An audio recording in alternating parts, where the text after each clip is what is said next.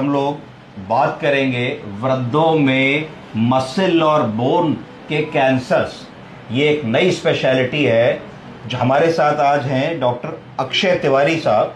ये डायरेक्टर हैं मस्कुलो skeletal oncology के, यानी कि ऐसे कैंसर्स जो शरीर में मसल में होते हैं। बहुत बार ऐसे मरीज आते हैं, कहते हैं साहब वो हाथ में गांठ महसूस हो रही है, पैर में गांठ महसूस हो रही है, बड़ा हड्डी का दर्द है, महीनों से चल रहा है, बुखार भी आता है, ठीक नहीं हो रहा, बड़ी सारी दवाएं कर ली। तो कहीं ऐसा तो नहीं है कि हमारे मस्कुलो स्केलेटल सिस्टम में, हड्डी में, मांसपेशियों के बीच में कोई मैलिग्नेंसी या कैंसर तो नहीं डेवलप हो रहा?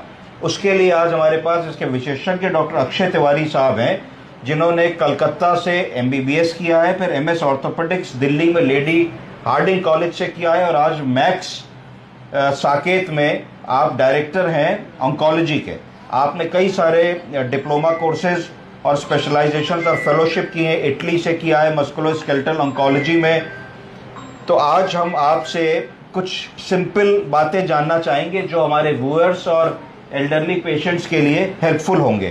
पहली तो चीज़ डॉक्टर साहब ये जानना चाहूँगा कि जो मस्कुलो स्केलेटल ऑन्कोलॉजी है, जब हम कैंसर की बात करते हैं तो हम तुरंत कैंसर स्पेशलिस्ट की बात दिमाग में आती है कि मेडिकल ऑन्कोलॉजिस्ट के पास चले जाओ। हमें पता ही नहीं होता कि ऑर्थोपेडिक ऑन्कोलॉजी भी एक ब्रांच है, या कब आपके पास आना चाहिए, या क्या लक्षण हमारे मरीजों में हो तो वो समझे कि उनको आपकी ज़रूरत पड़ने वाली। जी, बहुत ही आई थिंक पर्टिनेंट सवाल है आपका। स्पेशली वृद्धों में हमने देखा है कि कई बार बोन में या मसल में कोई गांठ होती है तो लोगों को ये जागरूकता नहीं होती कि क्या इस गांठ को कोई सी इलाज की भी ज़रूरत है।